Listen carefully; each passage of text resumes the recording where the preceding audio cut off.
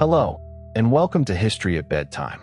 A lost city is one of history's most powerful promises, that the past can disappear so completely that whole streets, temples, markets, homes, and royal courts pass out of living memory, and yet still wait somewhere under sand, jungle, ash, water, or stone.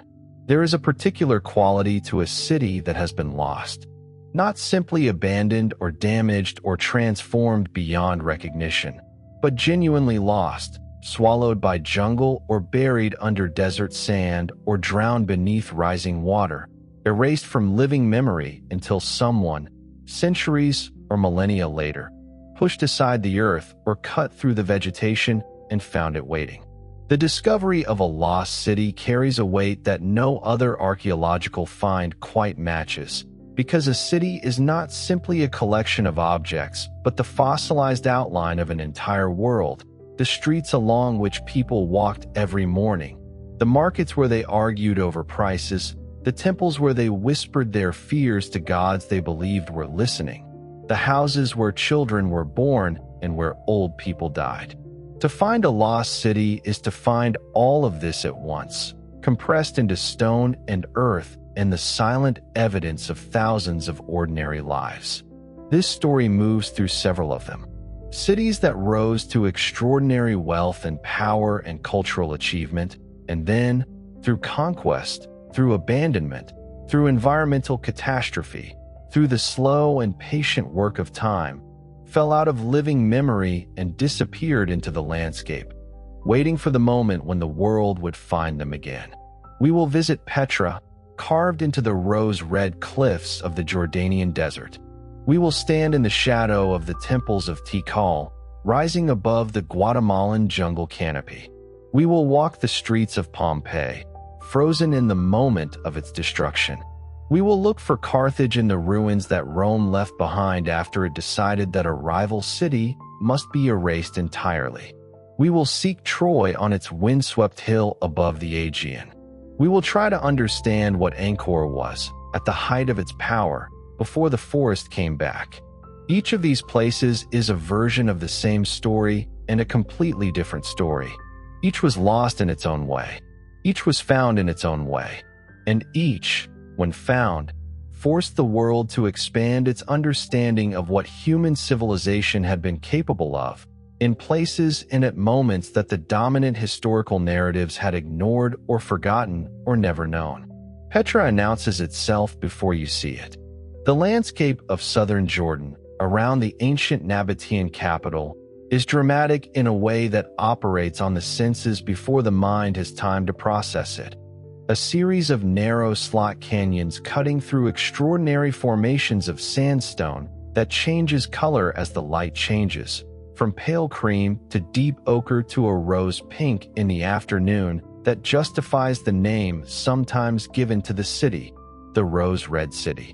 The Sick, the main entrance canyon, runs for approximately 1.5 kilometers through towering sandstone walls that sometimes narrow to less than 3 meters in width, the sky visible as a thin pale strip far overhead, the silence and the dimness creating a particular quality of anticipation before the canyon opens suddenly into one of the most dramatic single views in the world.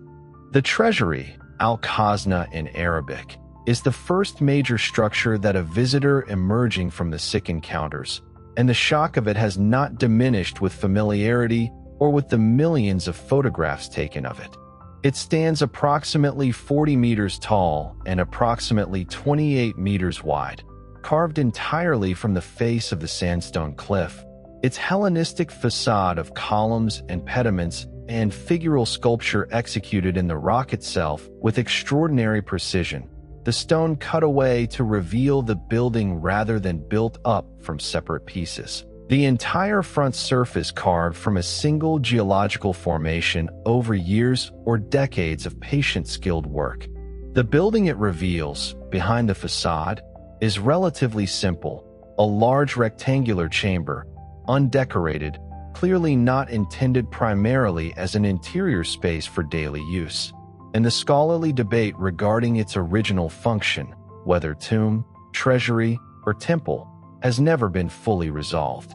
What is not in doubt is that it represented an immense investment of skilled labor and planning by a civilization determined to leave a mark on the landscape that would not be easily erased. The Nabateans who built Petra were a people of remarkable sophistication and remarkable obscurity, known primarily from archaeological evidence since they left few texts of their own, and from the accounts of Greek and Roman writers who were frequently more interested in the wealth of their trading empire than in the details of their culture or their society. They were, by origin, Arab nomads who settled in the region of southern Jordan and the Negev sometime around the 4th century BCE, occupying a landscape that had once been controlled by the Edomites and that sat at the intersection of some of the most important trade routes in the ancient world.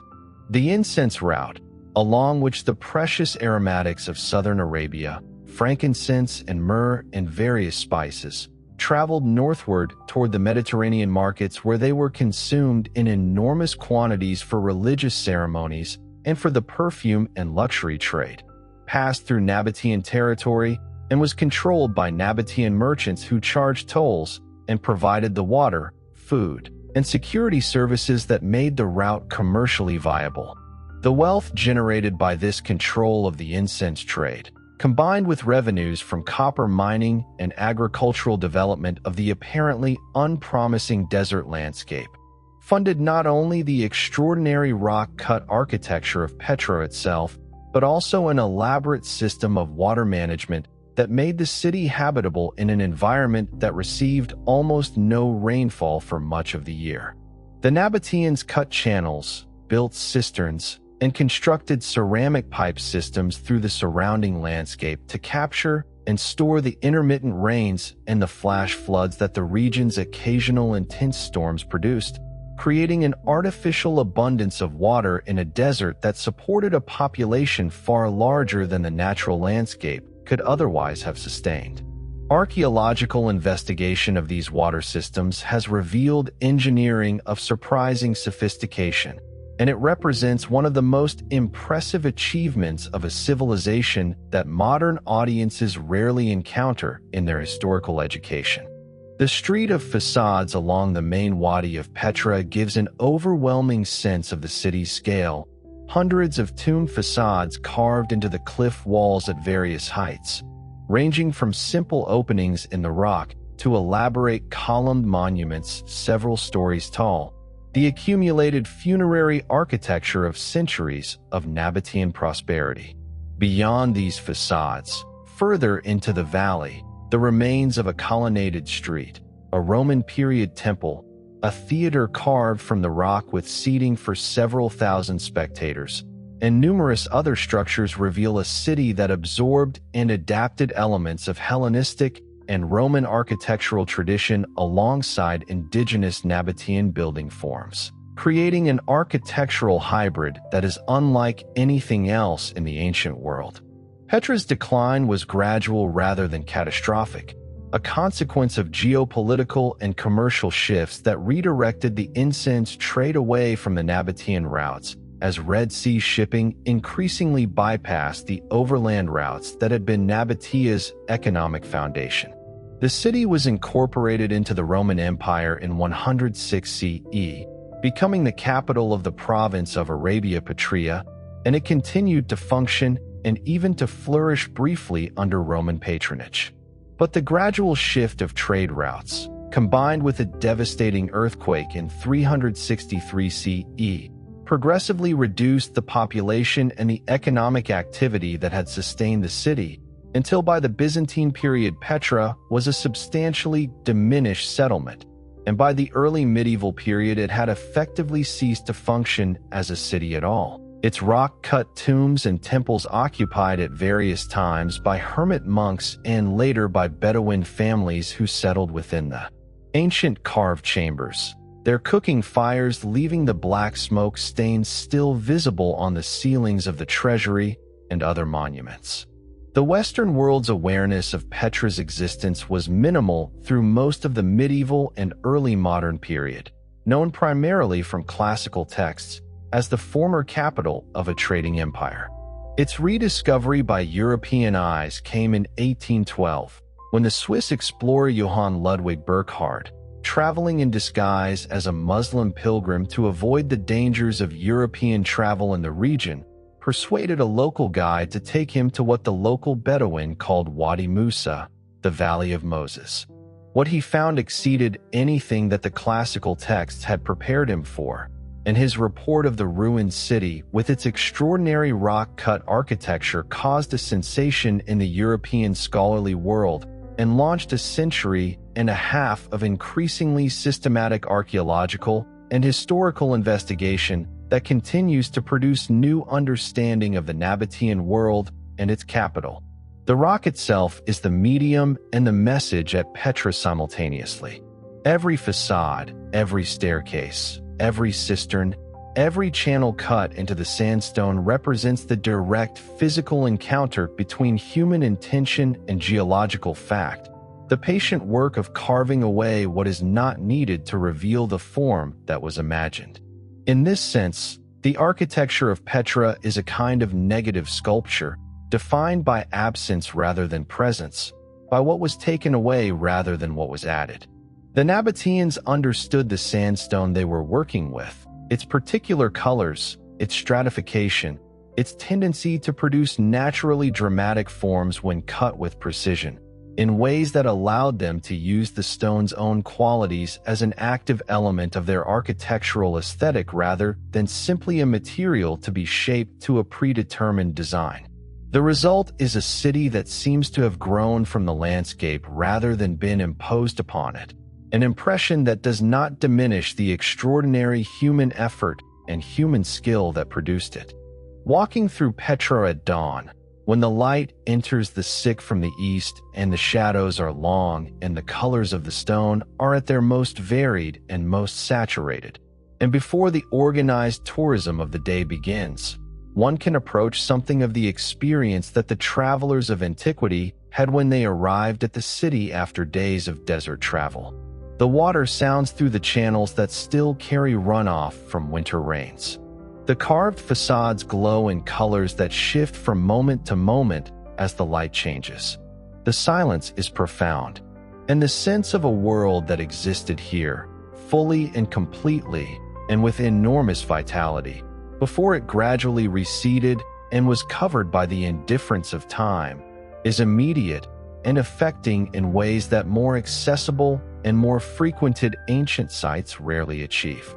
The first Europeans to encounter Tikal, when a Guatemalan expedition reached the site in 1848, found a landscape of jungle-covered mounds rising above the forest floor, the vegetation so thoroughly embracing the ancient structures that the distinction between hill and temple was not always immediately apparent.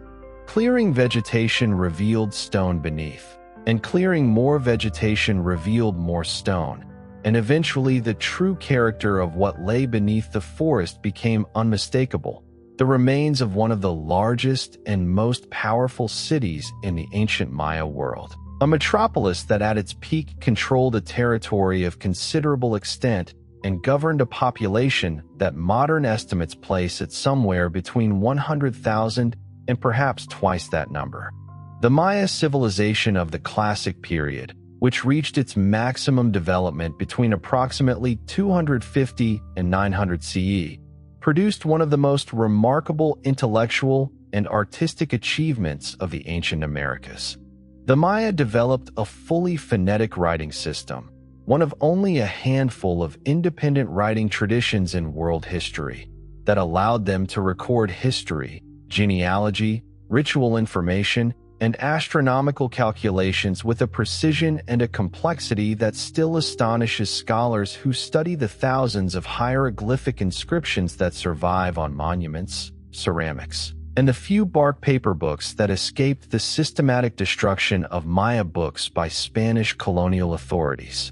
Their astronomical observations, carried out from specialized buildings oriented to capture and track the movements of celestial bodies, achieved an accuracy of calculation regarding the cycles of Venus, the prediction of solar and lunar eclipses, and the mapping of the tropical year that rivals the best contemporaneous astronomical knowledge from any part of the world. Tikal sat at the center of this civilization during its most productive and most powerful phase. Its position in the central lowlands of what is now northern Guatemala, providing access to trade routes that connected the Gulf Coast to the Caribbean, the highlands of Guatemala and Mexico to the forests and rivers of the lowland Petén region. The site itself is enormous, covering an area of approximately 16 square kilometers of mapped monumental architecture, with additional archaeological evidence of residential and agricultural zones extending well beyond this central core. The 5 great temple pyramids that dominate the central ceremonial precinct of Tikal, Temple 1 and Temple 1I, facing each other across the Great Plaza, Temple 1II and Temple 1V rising above the surrounding forest, their upper portions visible from considerable distances as landmarks in an otherwise flat canopy, represent the acme of classic Maya architectural achievement. Their corbelled stone roof cone structures rising to heights of between 45 and 65 meters above the jungle floor. The history that the inscriptions of Tikal record, in the ornate and now largely deciphered hieroglyphic script that scholars began to unlock in earnest only in the second half of the 20th century, is a history of dynastic ambition, warfare, and political competition between major Maya polities that makes the diplomatic maneuvering of the ancient Mediterranean world look almost sedate by comparison. Tikal fought extended and bitter wars with its great rival Calakmul, the Serpent Kingdom to the north, wars that involved shifting alliances with smaller polities, devastating military defeats, periods of political eclipse, and eventual recovery and resurgence. All of this recorded in the hieroglyphic texts with a specificity of date and protagonist that allows modern scholars to reconstruct something of the political history of this world with considerable precision. The famous defeat of Tikal by Calakmul in 562 CE, an event that the inscriptions of Tikal itself conspicuously avoid recording while the inscriptions of various Calakmul allies celebrated, represents one of the most significant political reversals of the classic Maya period, interrupting Tikal's period of dominance and initiating a period of apparent political diminishment that lasted for more than a century. The eventual revival of Tikal under later rulers, especially Jasachan Kawil I in the late 7th century, was not simply a military recovery but a restoration of dynastic confidence after generations of pressure from Calakmul and its allies. The experience of walking through Tikal today, navigating the maintained paths through dense forest between the major architectural groups, conveys something of the original visual experience of approaching the city's ceremonial center from the surrounding residential zones. The forest closes over you, the air becomes heavy and humid, the sounds of tropical birds are constant, and then the path opens into the Great Plaza, and the scale of the 2 great temple pyramids facing each other across the broad, paved expanse registers with an immediacy that photographs do not quite prepare you for. Climbing Temple 1I, which is accessible by a steep wooden staircase built alongside the original stone steps, places you above the forest canopy and provides a view across an apparently unbroken green expanse from which the roof cone of Temple 1V rises in the distance, the only other indication, from this height, that an enormous city once extended in every direction from this central point. The abandonment of Tikal and of the entire classic Maya lowland civilization in a broader sense is one of the most studied and most debated questions in the archaeology of the ancient Americas. The Maya collapse, as it is conventionally called, occurred between approximately 800 and 900 CE, a period during which the great classic Maya cities of the southern lowlands ceased to erect new dated monuments. Their populations declined dramatically, and the complex administrative and artistic traditions of the classic period effectively ceased to function. Tikal's last securely dated monument was erected in 869 CE, and the archaeological evidence suggests a progressive decline in population and institutional complexity over the following decades until the city was effectively abandoned sometime in the 10th century. The causes of this collapse have been debated extensively, and the current scholarly consensus, informed by a wide range of archaeological, paleoclimatic, and isotopic evidence, points toward a combination of interacting factors rather than any single cause. Extended drought conditions, documented through isotopic analysis of lake sediments and cave formations across the Maya lowlands, appear to have severely stressed the agricultural systems upon which the large classic Maya populations depended, systems that had already been operating near their maximum sustainable output to feed the substantial urban populations of the major centers. Political fragmentation, intensified by the endemic warfare that characterized the late Classic period, disrupted the inter-regional trade networks and the specialized labor patterns through which the complex Maya political economy had functioned. And the apparent failure of the ruling dynasties to address the mounting environmental and social crises may have undermined the political legitimacy that these dynasties depended upon for their authority, creating a downward spiral of declining political capacity and declining agricultural output that ultimately could not be reversed within the existing institutional framework. The forest that reclaimed Tikal after its abandonment did so thoroughly and efficiently, roots penetrating mortar joints, vegetation covering carved surfaces, the accumulated organic matter of centuries gradually building soil over plazas and platforms. When the first systematic archaeological clearing of the site began in the 1950s under the joint program of the Guatemalan government and the University of Pennsylvania, the work of removing centuries of vegetative growth, while simultaneously recording and preserving what was revealed, required an enormous and sustained investment of effort and expertise. Dozens of buildings have been cleared and partially restored, but the majority of Tikal's architectural remains still lie under forest cover, awaiting future investigation with techniques that will inevitably provide much more information than was available to earlier researchers. Recent advances in remote sensing technology, particularly the application of LiDAR, light detection and ranging, which uses airborne laser scanning to produce detailed topographic maps of landscapes beneath forest cover, have transformed understanding of the scale and complexity of Maya cities, including Tikal.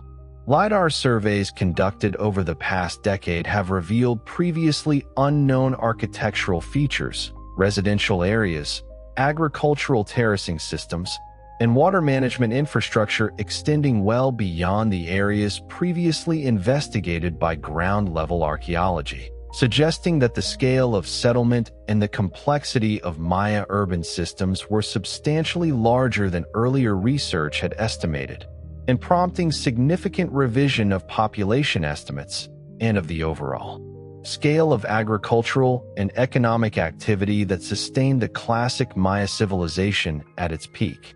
Troy is perhaps the most famous lost city in Western cultural tradition, precisely because it was lost for so long in the ambiguous space between myth and history. The Iliad of Homer, composed sometime around the 8th century BCE and drawing on an oral tradition substantially older, described a great war fought before the walls of a city called Ilion or Troy on the coast of Asia Minor, a war that ancient Greeks treated as genuine history, while modern scholars debated whether the city described had ever actually existed.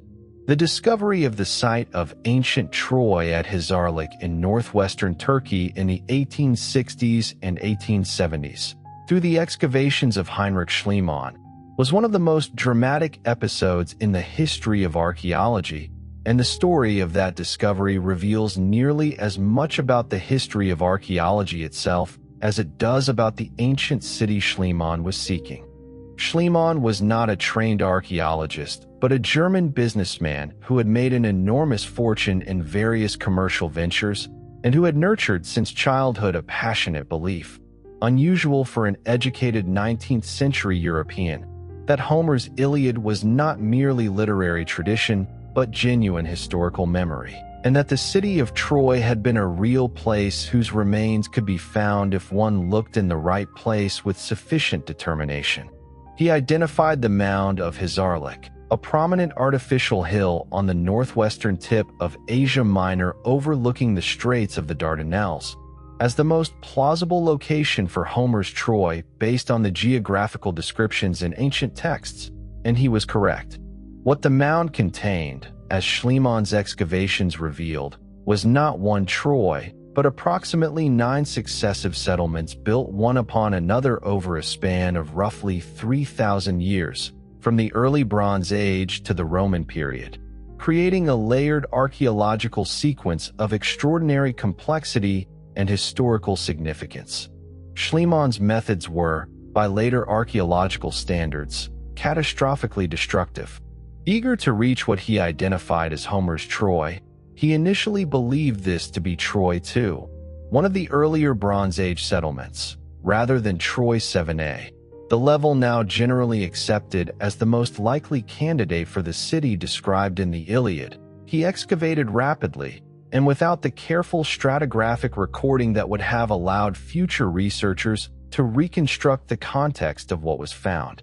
Enormous quantities of material from multiple occupation levels were simply removed to reach lower strata, destroying contextual information that is gone forever. The treasure he discovered in 1873, which he named Priam's treasure after the legendary Trojan king, and which he photographed his wife Sophia wearing, was associated by Schliemann with Homer's Troy, but was subsequently shown by more careful analysis to date from approximately 1,000 years before the period when the Trojan War, if it occurred, would have taken place.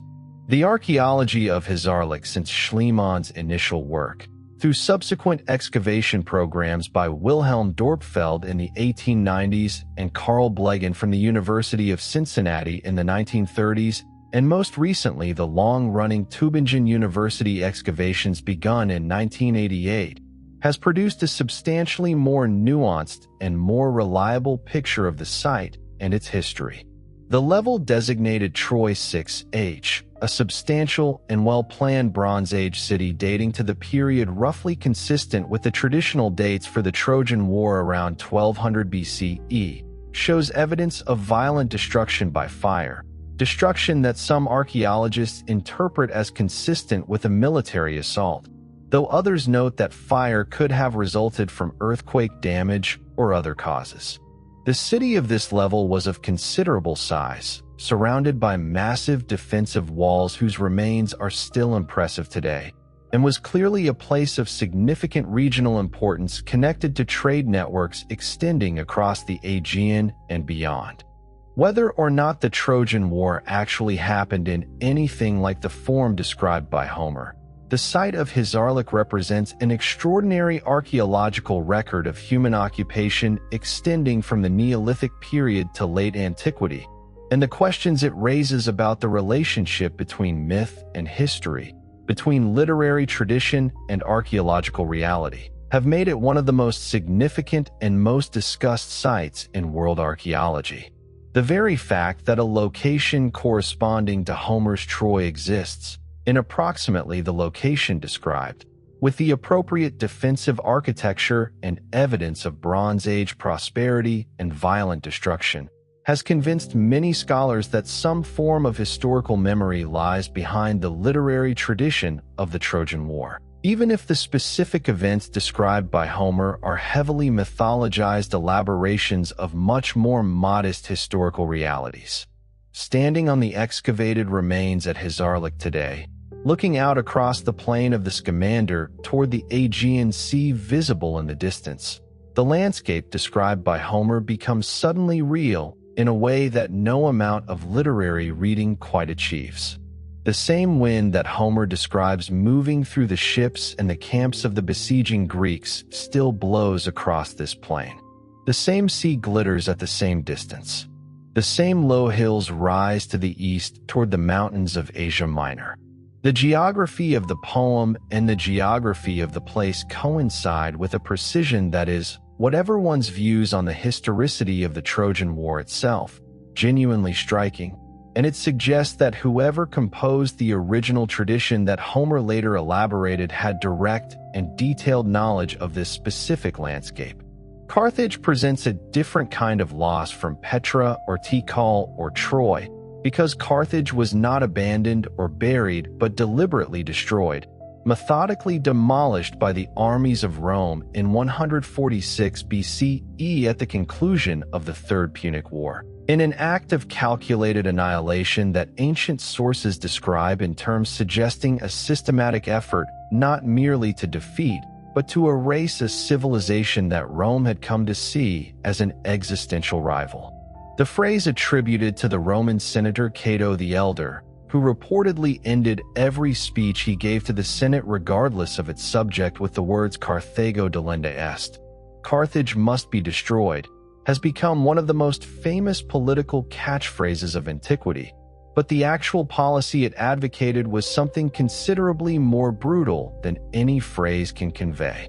Carthage had been, at the height of its power in the 3rd and 2nd centuries BCE, one of the most important cities in the ancient Mediterranean world, controlling a commercial empire that extended from the Tunisian coastline, where it was founded across the North African coast, into Spain and Sardinia and Sicily, and through the maritime trade networks that connected these territories with the broader Mediterranean economy. Its population at its peak may have approached 500,000 people, making it one of the largest cities in the ancient world, and its political and military organization, though poorly documented compared to its Greek and Roman rivals, was sophisticated enough to sustain nearly 5 centuries of commercial dominance and to challenge Rome in 3 major wars that, in the case of the second and most famous of these, the war in which Hannibal Barca carried his army of elephants over the Alps and ravaged Italy for 16 years, came close to destroying Rome itself. The physical city that Rome destroyed was by all ancient accounts a place of considerable grandeur, a double harbor with an extraordinary circular inner naval harbor ringed by shipsheets capable of housing 220 warships, residential neighborhoods of multi-story buildings, temples of the major deities of the Carthaginian religious tradition, and a citadel called the Bursa that dominated the city from an elevated position and whose walls defied the Roman besiegers for years before, finally being breached. The Roman general Scipio Aemilianus, who commanded the final assault, reportedly wept when the city fell and was consumed by fire, apparently moved by a sense of historical consequence, an awareness that what was happening was something that future generations would look back on as a pivotal moment in the history of human civilization, that his own political responsibility for what he was overseeing did not diminish. The systematic demolition of Carthage that followed its fall was thorough.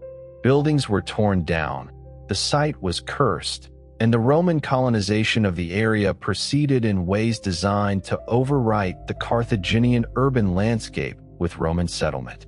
The famous story that the Romans salted the earth of Carthage to prevent anything from growing there again appears to be a post-classical invention rather than a historical fact, since ancient sources do not record it, but the spirit of the story captures something accurate about the intent of the Roman action. This was not simply military defeat, but attempted cultural annihilation, a desire to remove from the world not only the political power of Carthage, but the memory of what Carthage had been. The archaeological investigation of Carthage, which began seriously in the 19th century and continues today, as part of one of the most complex urban archaeology programs anywhere in the world, has worked to recover something of what was lost against the considerable odds posed by the Roman destruction, by subsequent development, including the construction of a substantial Roman city on top of the Carthaginian ruins, by later Byzantine occupation, and by the modern Tunisian city of Tunis. and its suburbs that now overlay much of the ancient site. The Tophet, the sanctuary associated with child sacrifice rituals that ancient Greek and Roman sources attributed to the Carthaginians, and that remains one of the most controversial and most debated aspects of Carthaginian religion, has been the subject of intense archaeological investigation, with thousands of urns containing the cremated remains of infants and young children recovered from the site. Their interpretation contested between those who see them as evidence of the sacrificial practices described in ancient sources and those who argue that they represent simply a specialized infant cemetery. The harbor structure, remarkably, has been located and partially investigated beneath the shallow waters and silted areas near the modern coastline. The circular form of the inner naval harbor still visible in the landscape, its dimensions corresponding closely to the descriptions provided by the ancient sources. This survival of the basic topographic structure of Carthage's most distinctive architectural feature through 2.5 millennia of subsequent development is one of the more striking instances of landscape memory anywhere in the Mediterranean world, and it provides a tangible connection to a city that Rome tried so hard to make disappear. Angkor represents, in certain respects, the grandest physical achievement of any of the lost cities we visit tonight, a religious and political capital of such extraordinary scale that modern visitors, arriving at the complex for the first time, frequently find that the photographs they have seen have actually understated its size rather than overstating it. The Khmer Empire, which built Angkor and which was centered in what is now northwestern Cambodia, was during its period of maximum development between the 9th and 15th centuries CE one of the most powerful states in Southeast Asia, governing a territory that at its greatest extent encompassed much of what are now Cambodia, Thailand, Laos, and parts of Vietnam, and sustaining a population that modern research suggests may have been the largest in the world at that time. The hydraulic infrastructure that sustained Angkor's enormous population across the relatively flat and seasonally flooded landscape of the Cambodian plain was of extraordinary sophistication, involving a system of reservoirs, canals, and water management structures that allowed the population to store monsoon rains for agricultural use during the dry season and to manage the flood and recession agriculture of the surrounding landscape with a precision and a productivity that supported a population density far in excess of what the natural landscape could sustain without this intensive management. Recent LiDAR surveys of the greater Angkor region have revealed the full extent of this hydraulic system, previously understood only in part, to be even more elaborate and more extensive than earlier research had suggested, encompassing an area of managed landscape covering more than 1,000 square kilometers and representing one of the largest pre-industrial hydraulic engineering projects anywhere in the world. Angkor Wat, the great temple mountain built by the King Suryavarman II in the first half of the 12th century and dedicated to the Hindu god Vishnu, is the largest religious structure ever built, covering approximately 400 hectares including its surrounding moat and approaching avenues, and remaining today in sufficiently good condition that it is still used for religious purposes and attracts more visitors than any other archaeological site in Southeast Asia. Its 5 towers, representing the peaks of Mount Meroe, the cosmic mountain at the center of Hindu cosmological geography, rise to a height of approximately 65 meters above the surrounding landscape, visible from considerable distances and designed to be read by those who knew the cosmological framework within which they were created as a physical manifestation of the divine realm brought into being in stone. The bas relief galleries that run around the inner walls of Angkor Wat, covering a total distance of approximately 800 meters, constitute the largest continuous narrative bas relief in the world, depicting scenes from Hindu mythology, from the cosmic battle between gods and demons for possession of the elixir of immortality, And from the military campaigns and the royal court of Suryavarman II himself, in a visual program of extraordinary ambition and extraordinary execution that can occupy a careful visitor for hours without exhausting its imagery and detail. The skill of the sculptors who created these reliefs, working in stone to produce effects of crowd, movement, hierarchy, and narrative that rival the most sophisticated relief sculpture traditions from any part of the ancient world, represents an artistic achievement that the relative obscurity of the Khmer Empire in most Western historical education has allowed to remain substantially underappreciated outside the academic community. The abandonment of Angkor, which occurred in stages across the 15th century and may have been substantially complete by around 1431 CE, when Thai forces sacked the city, appears to have been driven by a combination of factors that recent research has helped to clarify.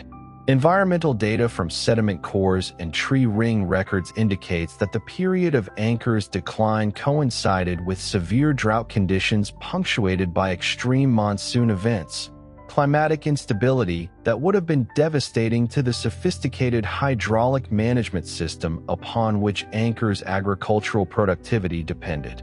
The canals and reservoirs that regulated the water supply required constant maintenance by a substantial and organized labor force, and disruptions to the social and political organization that directed this labor, whether from drought, from military pressure, from political fragmentation, or from the religious transformation of the Khmer world from Hinduism toward Theravada Buddhism during this period, could rapidly cascade into the kind of hydraulic system failure that would make the agricultural foundation of the city unsustainable. The forest that grew over Angkor after its abandonment created the extraordinary visual character of the Ta Prohm temple complex that has become one of the most photographed ancient sites in the world. The giant roots of fig and silk cotton trees draped over carved stone walls and towers, the living and the built interpenetrating in a way that makes it impossible to fully distinguish where the architecture ends and the landscape begins. Ta Prohm was deliberately left partially in its overgrown state when the major restoration programs of the early 20th century began elsewhere at Angkor, providing visitors and photographers with the most immediate visual impression available anywhere of what the great forest-covered ruins looked like before the clearing work began, and serving as a powerful reminder of how thoroughly the natural world is prepared to reclaim human construction when human maintenance ceases. The story of Pompeii is different from all the others in this night's journey, because Pompeii was not lost gradually through abandonment or slowly through the encroachment of vegetation or sand, but violently, completely, and almost instantaneously through the eruption of Mount Vesuvius in the year 79 CE, traditionally dated to the 24th of August, but now often placed by scholars later in the autumn. A Roman town of perhaps 11,000 people, going about their daily business on an ordinary late summer morning, was buried within hours under meters of volcanic ash, pumice, and eventually pyroclastic flows. Everything preserved at the moment of destruction in a way that nothing in the normal archaeological record can match. Because the normal archaeological record is the product of gradual change and gradual decay, while Pompeii is the product of a single catastrophic moment. The Roman author Pliny the Younger, who witnessed the eruption from across the Bay of Naples at Misenum, where he was staying with his uncle, the natural historian Pliny the Elder, who died attempting to rescue people from the disaster's path, left 2 letters describing what he had seen that represent the most vivid eyewitness account of a volcanic eruption from the ancient world, and that remain valuable both as historical documents and as literary achievements of considerable power.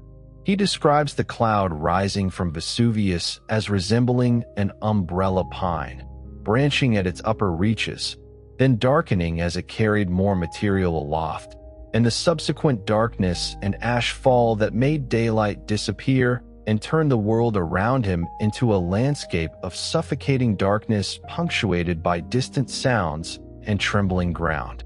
The classic description of a Plinian eruption that has given that specific type of volcanic event its scientific name.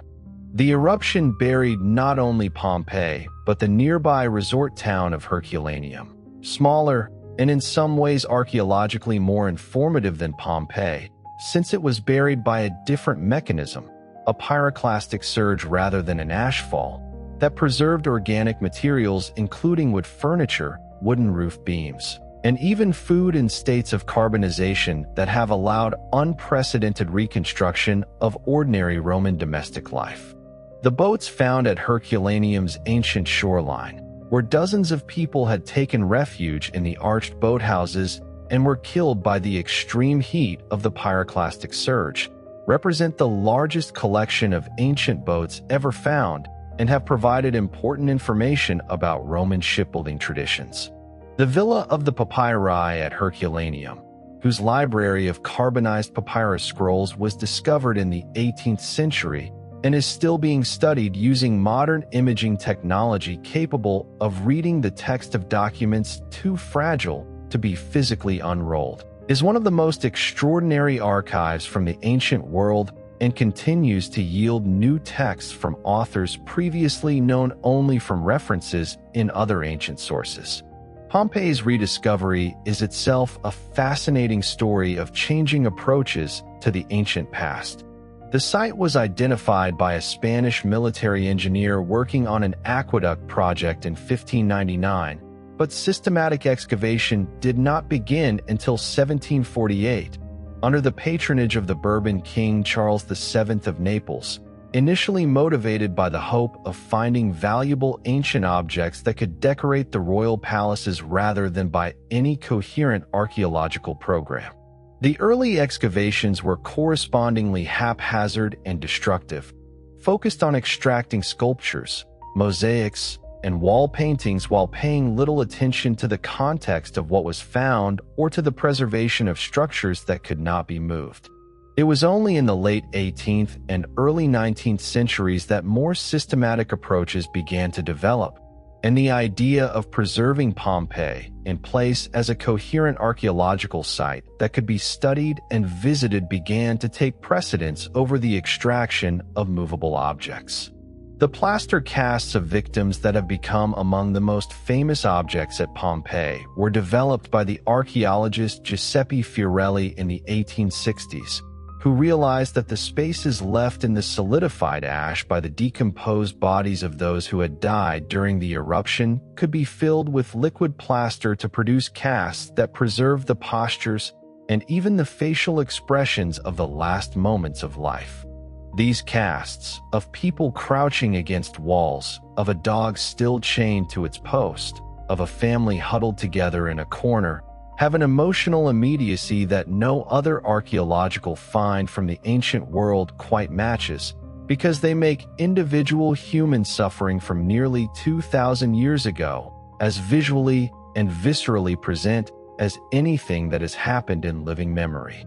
Walking through Pompeii today, along the ancient stone-paved streets with their raised stepping stones for crossing in wet weather and their cart track grooves worn into the stone by centuries of wheeled traffic, past the election graffiti still visible on the painted walls, past the snack bars with their marble countertops and their sunken ceramic storage vessels, past the houses with their garden courtyards and their painted walls still bright in the sheltered interiors, past the brothel with its menu of services depicted in a series of paintings above the doorways of each room, past the bakery with its ancient stone millstones and its ovens still perfectly formed.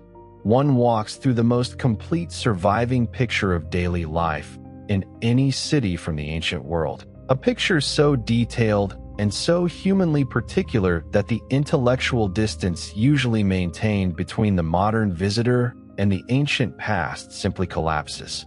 Pompeii is lost and found simultaneously. Lost in the sense that the city's life was permanently ended on that August morning in 79 CE, its people killed or fled, its social fabric destroyed in a single morning. Found in the sense that the same catastrophe that destroyed it preserved it in ways that no other ancient city was preserved, leaving behind a record of ordinary human life so complete that we can know, from Pompeii alone, details about the daily reality of Roman urban existence, what people ate, where they slept, what they wrote on the walls, how they decorated their houses, where they went for entertainment, what they feared and what they desired, that are simply unavailable for any other ancient city, however better documented in its literary and historical record. Mohenjo-Daro, in the lower Indus Valley of what is now Pakistan, is a lost city of a quieter but perhaps even more unsettling kind. It does not announce itself with cliffs like Petra, with jungle temples like Tikal, or with volcanic tragedy like Pompeii. Its power lies in order. It was a city of baked brick, straight streets, drainage channels, wells, courtyards, and houses built with an urban logic so practical and so advanced that the first archaeologists who uncovered it in the early 20th century had to expand their understanding of what the Bronze Age had been. The Indus Valley Civilization, sometimes called the Harappan Civilization after another of its great cities, flourished roughly between 2600 and 1900 BCE, making it contemporary with Old Kingdom and Middle Kingdom Egypt, with early Mesopotamian city-states, and with the Bronze Age societies of the Eastern Mediterranean. Yet for a long time it occupied a strange place in historical imagination, enormous in scale, astonishing in urban sophistication, and almost silent because its script has not yet been deciphered. We can walk its streets, measure its bricks, follow its drains, identify its wells, see the platforms on which buildings stood, and recover the seals and weights and beads and pottery its people used. But we cannot yet read its own account of itself. Its language is still locked. Mohenjo-Daro was one of the largest cities of this civilization, probably home to tens of thousands of people, laid out on a planned grid with major streets running in careful alignment and smaller lanes connecting residential blocks. The regularity of the brickwork is one of the first things that strikes the modern observer. The bricks were made according to consistent proportions, baked hard enough to survive for thousands of years, and used in public and private construction with a disciplined standardization that suggests a culture deeply invested in measurement, regulation, and practical urban administration. This was not a city improvised by growth alone. It was a city shaped by a shared understanding of how urban life should work. The most famous structure at Mohenjo-Daro is the so-called Great Bath, a large brick-lined tank set within a complex of rooms, with stairs descending into the water from two sides and bitumen used to waterproof the brickwork. Its exact function remains debated. It may have served ritual purification, public ceremony, elite social practice, or some combination of all of these. But whatever its precise use, it demonstrates that water was not merely a practical necessity in this city. It had social and perhaps sacred meaning.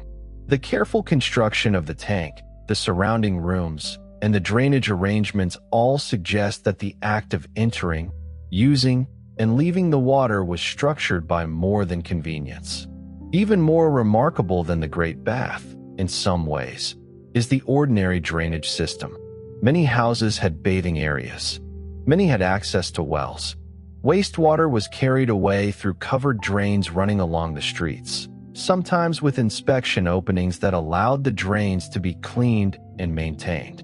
In a world where even many much later cities struggled with the relationship between density, waste, and water, Mohenjo-Daro had developed an urban system that treated sanitation as part of civic design. This is one of those facts that sounds modest until one thinks about what it required: planning, labor, maintenance, technical knowledge, and the social authority to make households connect their private spaces to public infrastructure. Unlike Egypt or Mesopotamia, Mohenjo-Daro has left no obvious palaces, no giant royal tombs, no monumental statues of kings, no inscriptions proclaiming the victories of rulers. This absence has led scholars to debate the political structure of the Indus cities.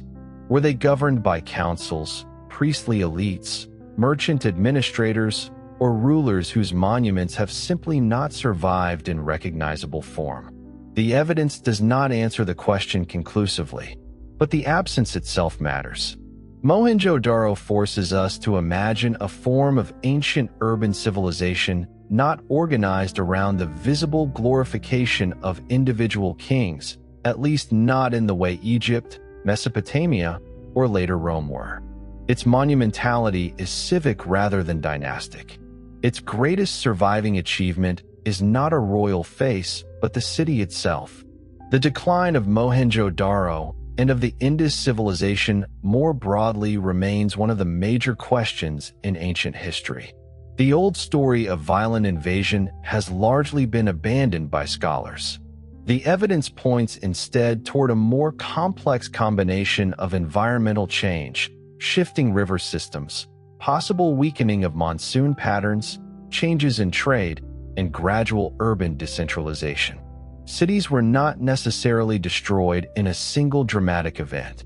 They may have become less sustainable, less central, less necessary. Populations shifted. Urban systems lost coherence. The script disappeared from use. The cities fell silent. When Mohenjo-Daro was excavated beginning in the 1920s, the discovery changed the map of ancient civilization. The world had already known Egypt and Mesopotamia. It had known Greece and Rome.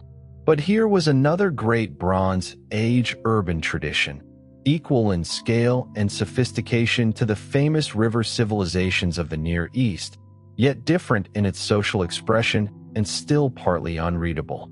Mohenjo-Daro is humbling for that reason. It reminds us that human civilization is not only what has left us kings, battles, and readable texts.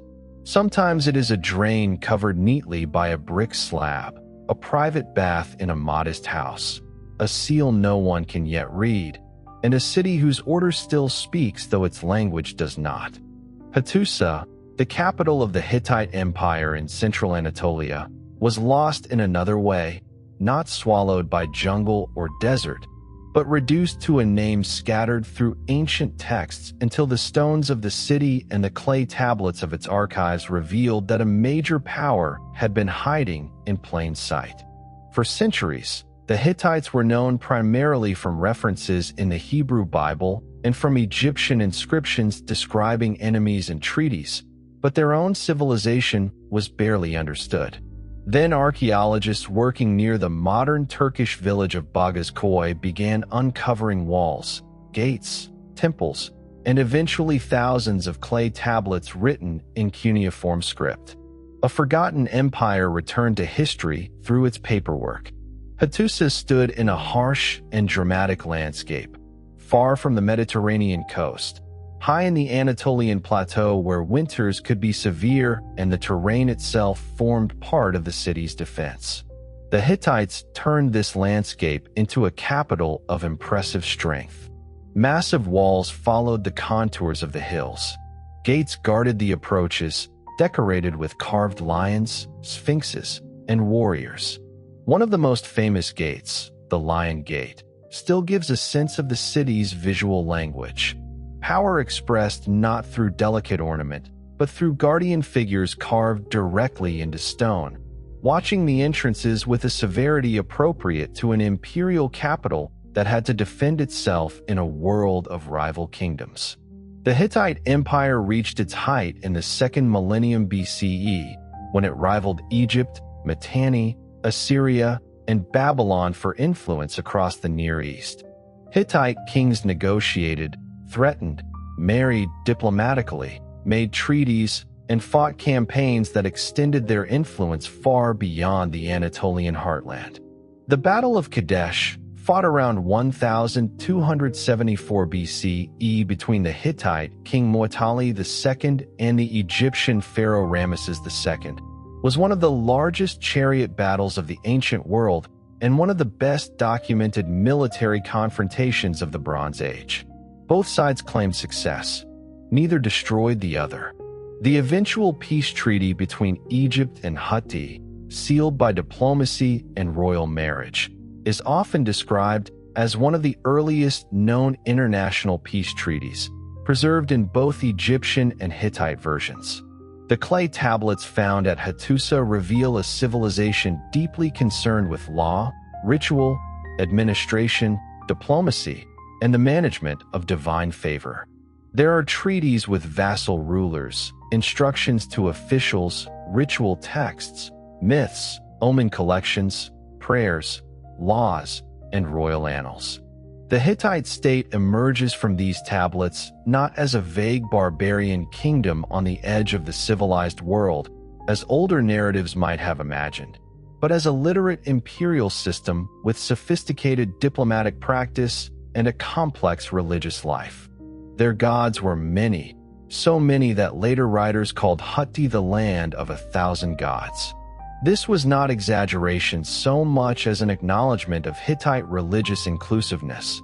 As they conquered or absorbed new regions, they also absorbed local deities into the imperial pantheon, expanding the sacred world alongside the political one. One of the most striking things about Hattusa is the relationship between its monumental spaces and its archives. The city was not merely a fortress. It was an administrative machine. The tablets were the memory of the state. They recorded obligations, formulas, genealogies, rituals, borders, and oaths.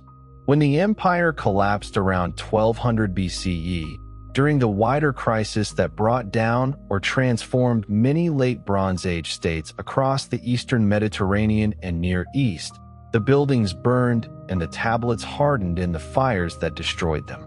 Destruction preserved them. The same flames that ended the archive made it readable to the future. The collapse of Hattusa remains part of the larger mystery of the late Bronze Age collapse. Climate stress, internal instability, migrations, warfare, disruption of trade networks, and the fragility of palace-centered economies all likely played roles across the region.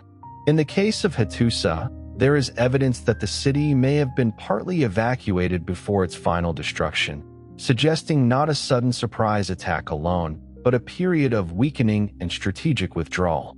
The capital was abandoned, the imperial structure fragmented, and smaller Neo-Hittite states continued some traditions in Syria and southeastern Anatolia for centuries. But the great Hittite imperial capital never returned to its former role. For the modern world, Hattusa's rediscovery was intellectually dramatic because it restored a missing major power to the map of the ancient Near East. The decipherment of the Hittite language showed it to be Indo-European, related distantly to Greek, Latin, Sanskrit, and the languages of much of Europe and South Asia, making it the earliest attested Indo-European language. This discovery reshaped linguistic history as well as political history. A city lost in the hills of Anatolia became a key to understanding both ancient diplomacy and the deep past of language itself. Walking among the ruins of Hattusa today, one does not encounter the theatrical shock of Petra or the intimate domestic immediacy of Pompeii. The experience is wider, windier, more austere. The walls run across the slopes. The gates open onto views of the Anatolian plateau. The remains of temples and administrative buildings occupy broad spaces that require imagination to restore. But the silence of Hattusa has a particular weight because it is the silence of a place that once spoke in thousands of tablets, a place where kings negotiated with pharaohs, where scribes pressed signs into wet clay, where priests tried to maintain order between humans and gods, and where an empire thought carefully enough about its own world to leave us the means of hearing it again.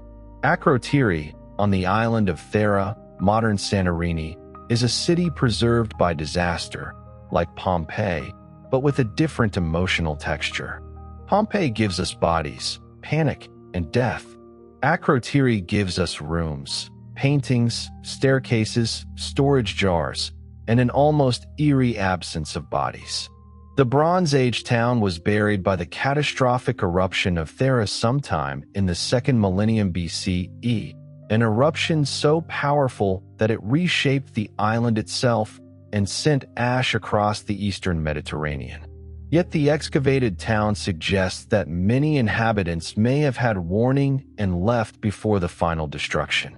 What remains is not a city caught at the moment of death, but a city evacuated and then sealed, a place where daily life seems to have paused and withdrawn just before the earth covered it. The settlement belonged to the wider Aegean Bronze Age world, closely connected to Minoan Crete through trade, art, and probably political or cultural influence, though the exact nature of that relationship is still debated. The houses of Akrotiri were multi-story buildings with stone foundations, timber reinforcement, plastered walls, storage rooms, workshops, staircases, and drainage systems. Streets ran between them in irregular but coherent patterns. The architecture suggests a prosperous maritime town engaged in trade across the Aegean, not an isolated island village. The objects found within the houses, pottery from Crete, the Greek mainland, Cyprus, Syria, and Egypt, show a community plugged into the international networks of the late Bronze Age. The wall paintings of Akrotiri are among the most beautiful survivals from the ancient world.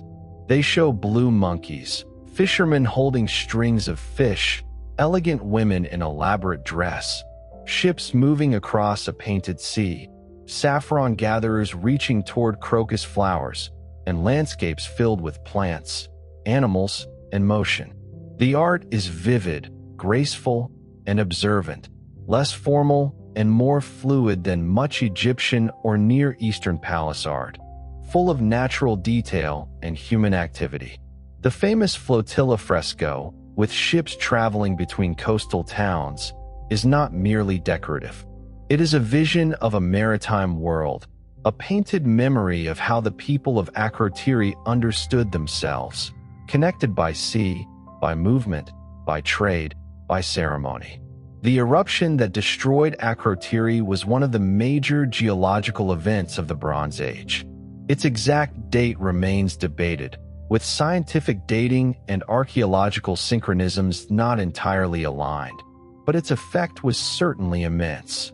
The eruption buried the town in volcanic material, preserving buildings to unusual heights and sealing frescoes and objects under protective layers.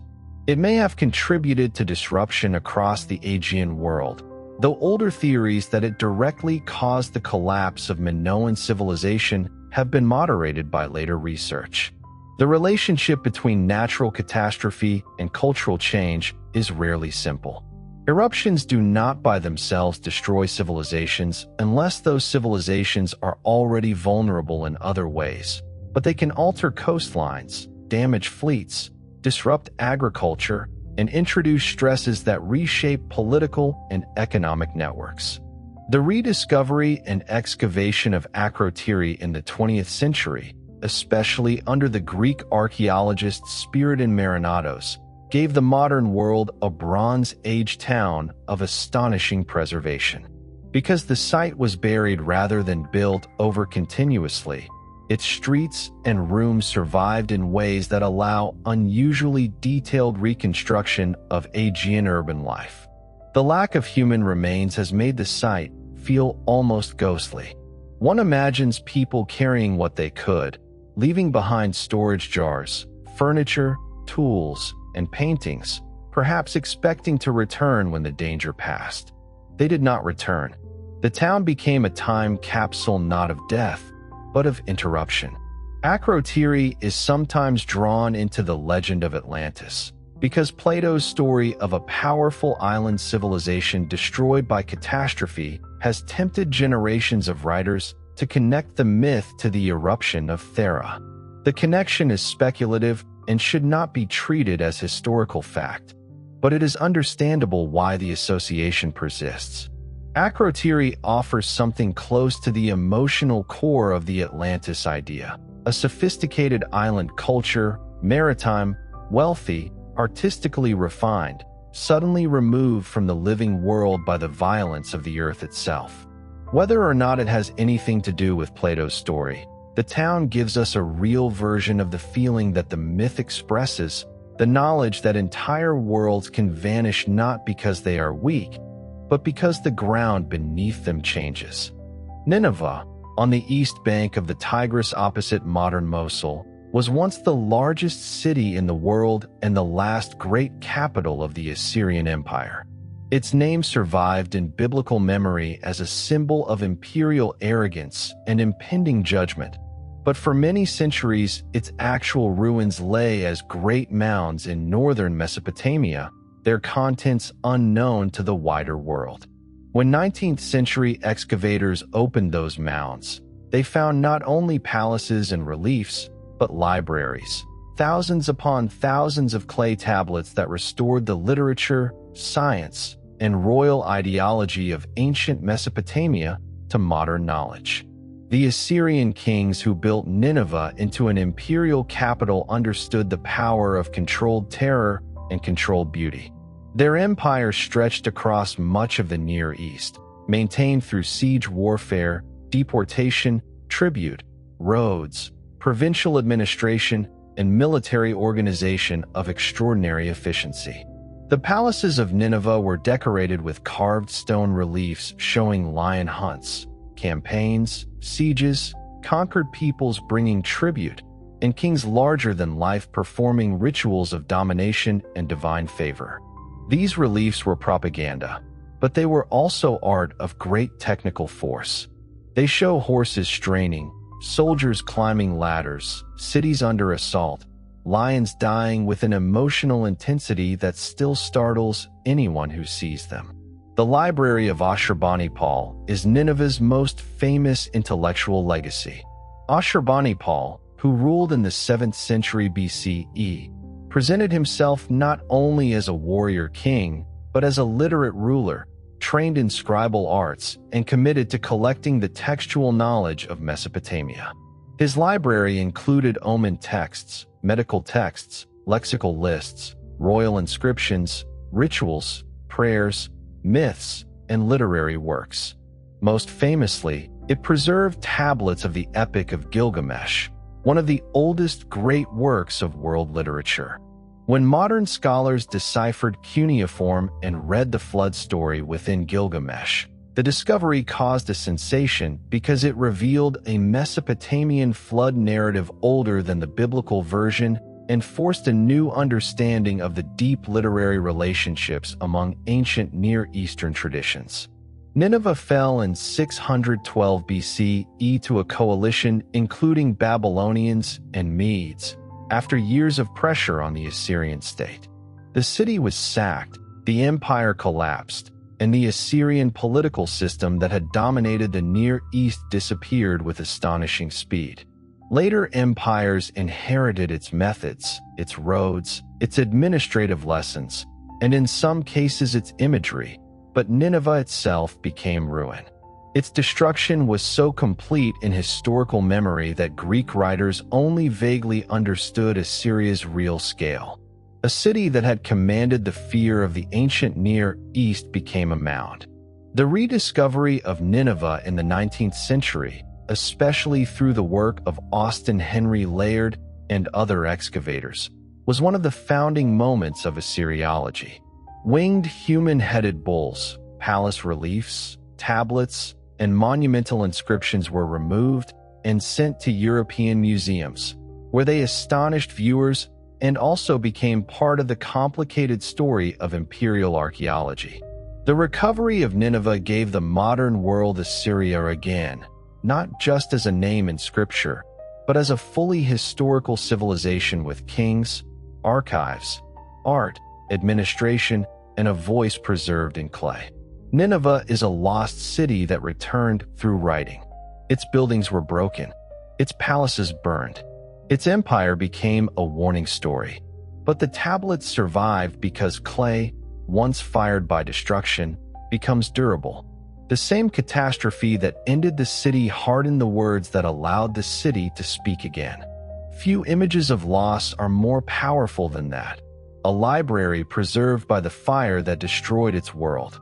Amarna, in Middle Egypt, is one of the strangest lost cities of the ancient world because it was not lost by accident. It was created suddenly by royal command, inhabited for a brief and extraordinary period, and then abandoned almost as deliberately as it had been built. Its ancient name was Akrotiri, the horizon of the Aten, and it was the capital of the pharaoh Akhenaten, the king who attempted one of the most radical religious transformations in Egyptian history. Akhenaten rejected the traditional prominence of Ammonius and the great temple establishment at Thebes, elevating the Aten, the visible disk of the sun, as the central, perhaps exclusive, focus of royal religious devotion. To embody this new theology and to escape the power of the traditional priesthood, he founded a new capital on a previously undeveloped stretch of desert along the Nile. Boundaries steely carved into the cliffs proclaimed the king's intention and fixed the sacred limits of the city. Within a few years, palaces, temples, administrative buildings, roads, houses, workshops, and tombs rose in a place where no major city had stood before. Amarna's architecture reflected its religious revolution. Traditional Egyptian temples were often inward-looking, mysterious, structured through darkening sequences of halls and sanctuaries. The temples of the Aten were open to sunlight, filled with offering tables under the sky, designed for the visible rays of the sun rather than for a hidden cult image in a dark chamber. The art of the Amarna period is equally distinctive. Elongated bodies, intimate royal family scenes, the king and queen receiving rays from the Aten, their daughters shown in moments of affection and movement unusual in earlier royal art. Whether this art represents realism, theological symbolism, court style, or all of these at once, it feels immediately different from the formal stability of much earlier Egyptian royal imagery. The ordinary city of Amarna is as important as its royal revolution. Because the city was occupied for such a short time and then abandoned, it preserves a rare snapshot of an Egyptian urban community. Elite villas with reception rooms and gardens, modest houses of officials and workers, workshops producing glass, faience, sculpture, and administrative goods, and the workmen's village where laborers who cut the royal tombs lived under conditions that archaeology can reconstruct in unusual detail. Amarna is one of the places where ancient Egypt stops being only temples and tombs and becomes streets, kitchens, storage jars, animal bones, household shrines, and the traces of daily labor. The city also contains a darker record. The South Tomb Cemetery and other burial areas have revealed evidence of harsh lives among ordinary people, nutritional stress, heavy labor, young ages at death, and bodies that complicate the more radiant image projected by royal art. The horizon of the Aten, built as a theological dream, depended on human labor under severe conditions. This is one of the things lost cities do when archaeology reaches beyond palaces. They return the workers to the story. After Akhenaten's death, his religious experiment collapsed rapidly. The royal court eventually left Amarna. The traditional cults were restored. Akhenaten's memory was attacked, his name erased from king lists, his monuments dismantled, and his city abandoned. Later Egyptians tried, in effect, to make him and his revolution disappear. But abandonment preserved what rejection could not erase. Amarna waited in the desert until modern archaeology revealed it as one of the most important urban sites in Egypt, not because it lasted long, but because it did not. Teotihuacan, in the highlands of central Mexico, was one of the largest cities in the ancient world, yet the people who built it remain partly anonymous because we do not know what they called themselves or exactly what language they spoke. The Aztecs, who encountered its ruins centuries after its decline, named it Teotihuacan, often translated as the place where the gods were made, and they treated it as a sacred city from a remote and powerful past. By the time the Aztecs saw it, it was already ancient. Its pyramids and avenues stood as the remains of a civilization whose name had been lost even in Mesoamerican memory. At its height, between roughly the 1st and 6th century CE, Teotihuacan may have housed well over 100,000 people, making it one of the largest urban centers in the world at that time. Its layout was monumental and deliberate. The Great Avenue of the Dead ran through the city along a carefully planned axis, connecting major architectural complexes including the Pyramid of the Sun, the Pyramid of the Moon, and the Ciudadela with the Temple of the Feathered Serpent. The scale is difficult to grasp until one stands on the broad avenue and realizes that this was not a ceremonial cluster alone, but a planned urban landscape extending across many square kilometers. The Pyramid of the Sun is one of the largest pyramids in the world by volume, rising from the highland plain with a massiveness that feels less like a building than an artificial mountain. The Pyramid of the Moon anchors the northern end of the avenue, framed by the surrounding mountains in a way that suggests careful attention to landscape and cosmology. The Temple of the Feathered Serpent, with its carved heads of feathered serpents and other supernatural beings, hints at a religious and political system of great power, though much about that system remains debated. Human sacrifices found associated with the temple, including bound individuals and warriors, reveal that the city's sacred order could be violent as well as magnificent. Teotihuacan was also a city of apartments, workshops, neighborhoods, and foreign communities. Unlike many ancient cities where common housing disappears from the record, Teotihuacan preserves extensive residential compounds, often with multiple rooms arranged around courtyards, painted walls, drainage systems, and evidence of craft production. There were neighborhoods associated with people from Oaxaca, the Gulf Coast, and Maya regions, showing that Teotihuacan was cosmopolitan, drawing people from across Mesoamerica. Obsidian working was especially important.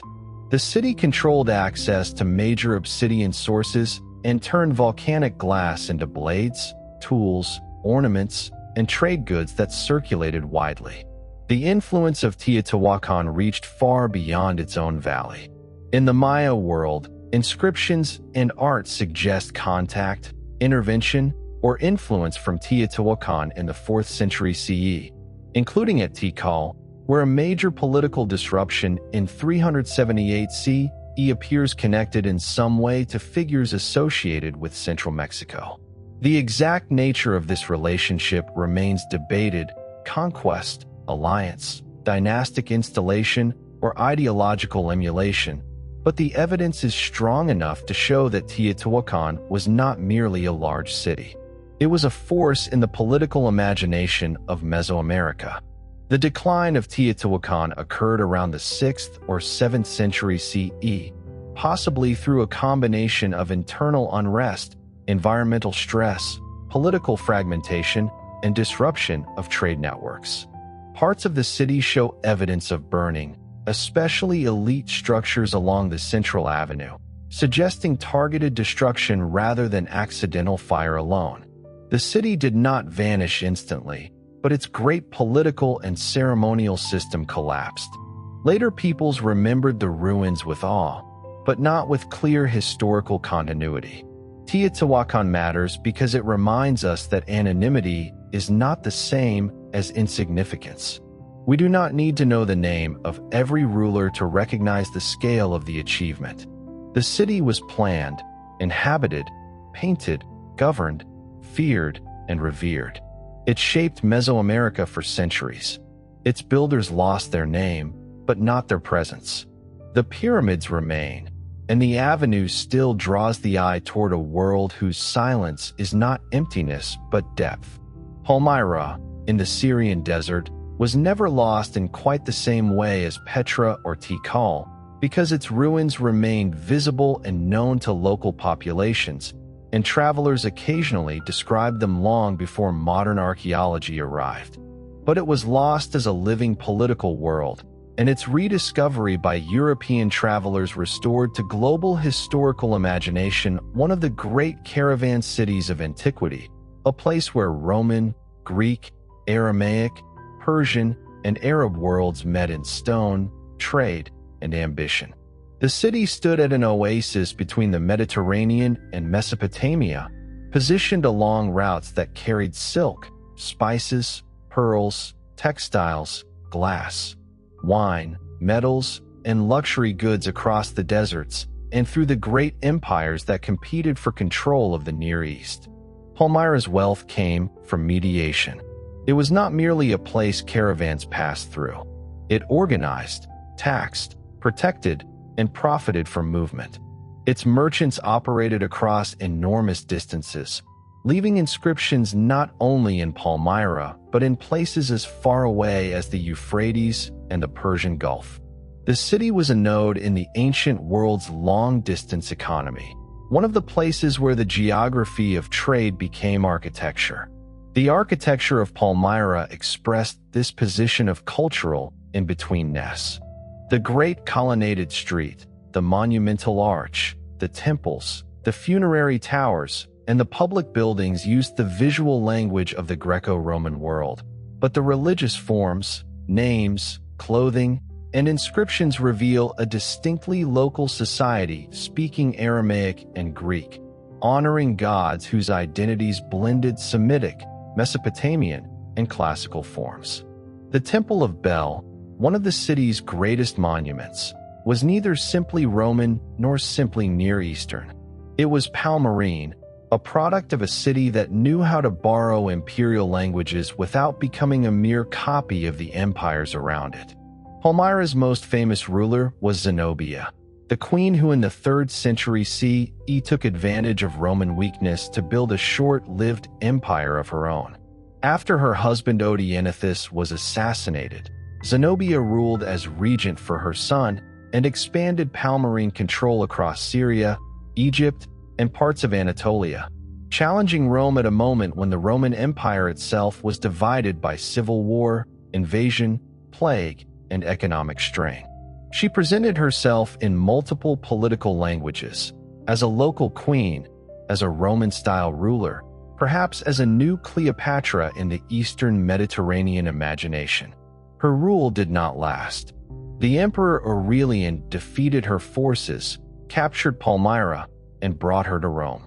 But her brief rise became one of the most fascinating episodes of late Roman history, a reminder that imperial frontiers were not passive edges, but places where ambitious local powers could briefly imagine replacing the center.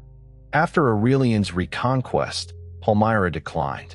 Trade routes shifted, imperial priorities changed, and the city lost the extraordinary commercial position that had made it wealthy. It remained inhabited in diminished form, but the great caravan metropolis was gone. Its ruins stood in the desert, visible to anyone who passed, but the living system that had produced them, the merchant houses, the caravan contracts, the desert guides, the multilingual inscriptions, the religious processions, the political ambition, faded. In recent memory, Palmyra has suffered a second tragedy. During the Syrian war, parts of the ancient site were deliberately destroyed, including major monuments and the execution of the archaeologist Khalid al-Assad, who had devoted his life to the study and protection of the city. This modern destruction does not belong to the ancient story, but it has become inseparable from the modern meaning of Palmyra. Lost cities are not only lost once, they can be wounded again. Their survival depends not only on time and stone, but on the choices of living people. Palmyra remains powerful because it shows that ancient cities were not isolated cultural containers. They were intersections. The city was made by movement, caravans, languages, gods, merchants, soldiers, envoys, and ideas crossing a desert that outsiders imagined as empty, but that the people of Palmyra understood as a network. Its ruins rise from the Syrian landscape with a dignity that comes partly from beauty and partly from endurance.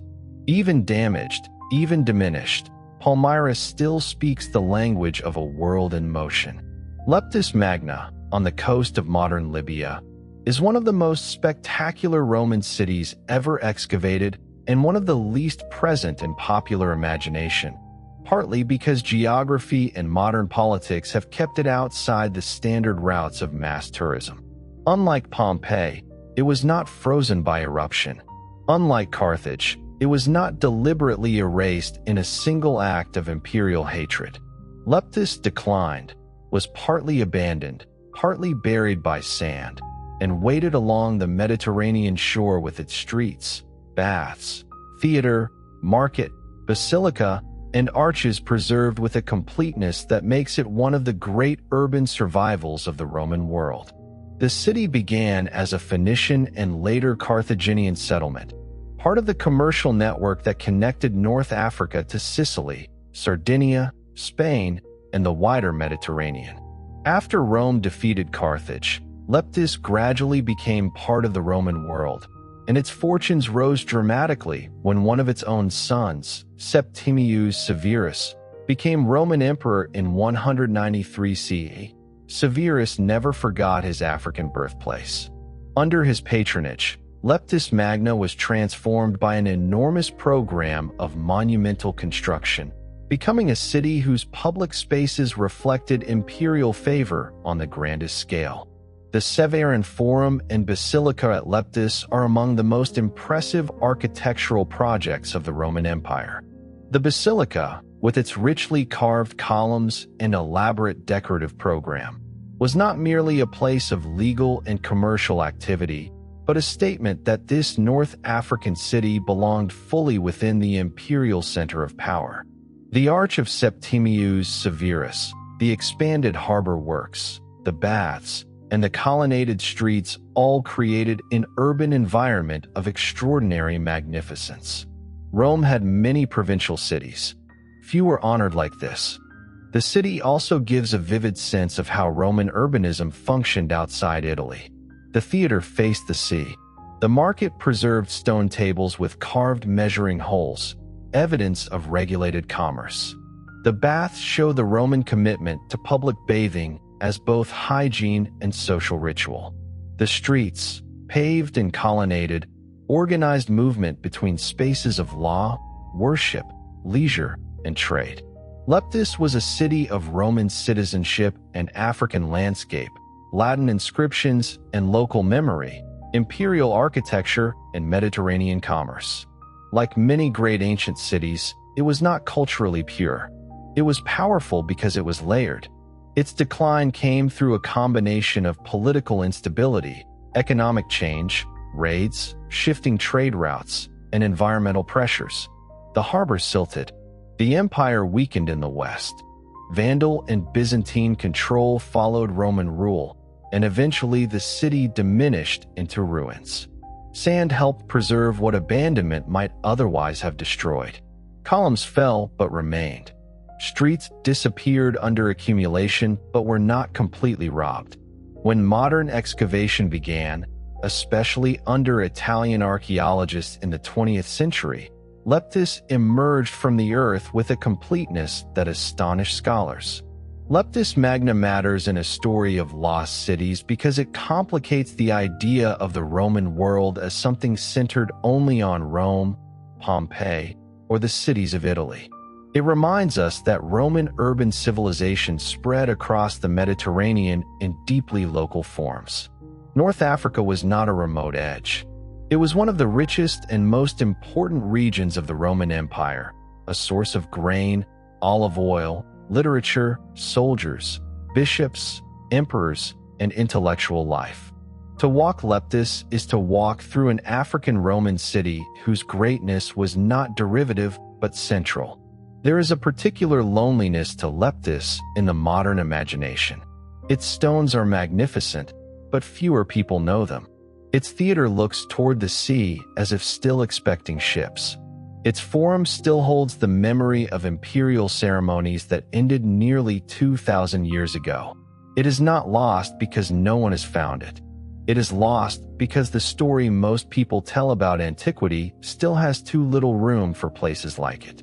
And one of the quiet tasks of history is to make room again. Meroe, in what is now Sudan, was the capital of the Kingdom of Kush and one of the great ancient cities of the Nile world, though it remains far less famous than the Egyptian cities to the north that so often dominate public imagination. This imbalance is itself part of the story. For centuries, the history of the Nile was told as if civilization flowed only from Egypt outward, as if the kingdoms to the south were peripheral reflections of Egyptian greatness. Archaeology has corrected that view. Kush was not a footnote. It was a powerful African kingdom with its own rulers, its own writing systems, its own religious traditions, its own pyramids, its own art, its own diplomacy, and its own long history of interaction with Egypt, the Mediterranean, and the interior of Africa. Meroe became especially important after the earlier Kushite capital at Napata declined as the main political center. Located farther south along the Nile, surrounded by lands suitable for agriculture and positioned near trade routes that connected the Nile Valley to sub-Saharan Africa, the Red Sea, and the Mediterranean world, Meroe developed into a royal and industrial center of considerable power. The city and its surrounding cemeteries contain the remains of temples, palaces, ironworking installations, and pyramids, not the massive pyramids of Giza, but steep, elegant royal pyramids clustered in desert cemeteries, their sharp forms rising from the sand in one of the most haunting landscapes of the ancient world. The pyramids of Meroe are a reminder that cultural influence does not move in simple lines. Kush adopted and transformed Egyptian forms across many centuries, including pyramid burial, royal titulary, and divine kingship, but these forms became Kushite in their own context. The royal cemeteries at Meroe are not copies of Egypt.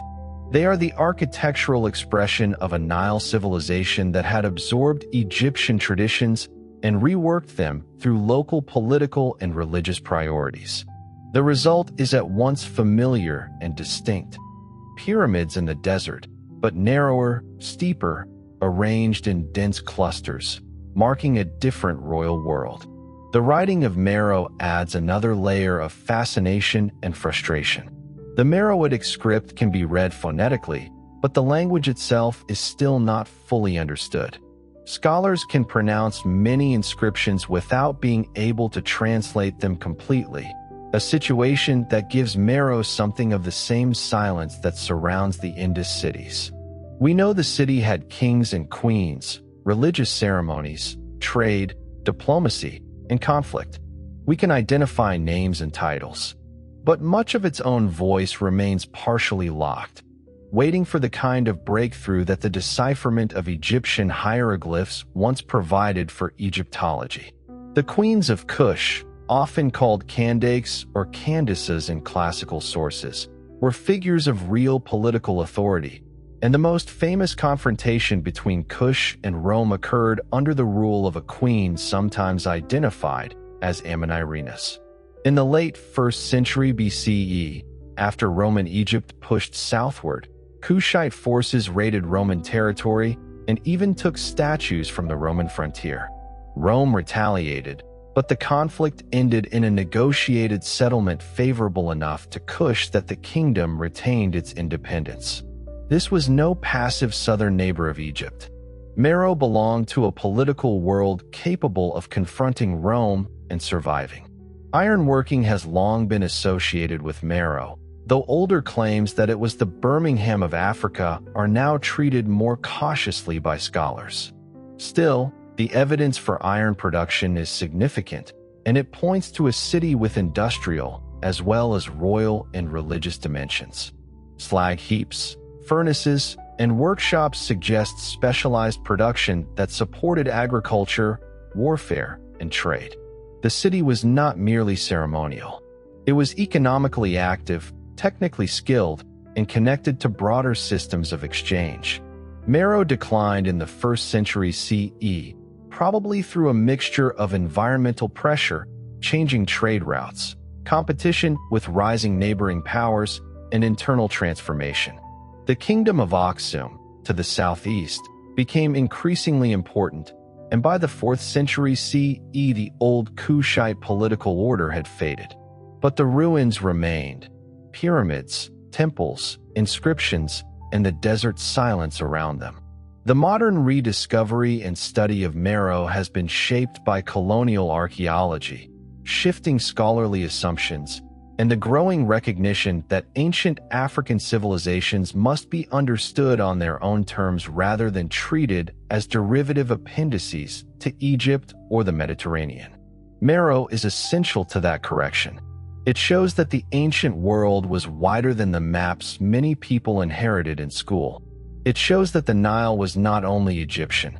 It shows that Africa's ancient urban and royal traditions were deep, complex, and capable of producing monumental landscapes as powerful as any in the Mediterranean.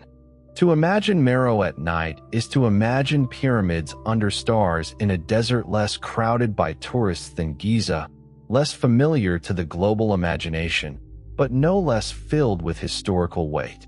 The city is lost partly because its language is not fully open to us, partly because its story has too often been pushed to the edge of the ancient world, and partly because the desert has a way of making even kings seem small.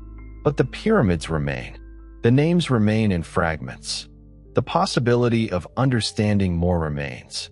And that possibility is itself a kind of presence. The rediscovery of lost cities has changed not only what we know about the past, but how we know it. Archaeology began, in many places, as treasure hunting, imperial collecting, biblical confirmation, or romantic adventure. Men like Schliemann at Troy dug with passion and destruction in equal measure, driven by powerful intuitions and poor methods. Early excavators at Pompeii removed paintings and sculptures for royal collections, often damaging the context that would have told us how those objects functioned in the lives of the people who owned them. At many sites across the world, the first encounter between modern scholarship and ancient cities was shaped by colonial power, uneven access, and the assumption that the past belonged to whoever had the money and force to dig it up. Modern archaeology has had to become more careful because the past is finite. A city can only be excavated once. Every trench destroys some context even as it reveals another. Every object removed from the ground loses part of its meaning if the position, layer, association, and surrounding material are not recorded. This is why the history of lost cities is also a history of learning restraint. The goal is no longer simply to uncover as much as possible as fast as possible.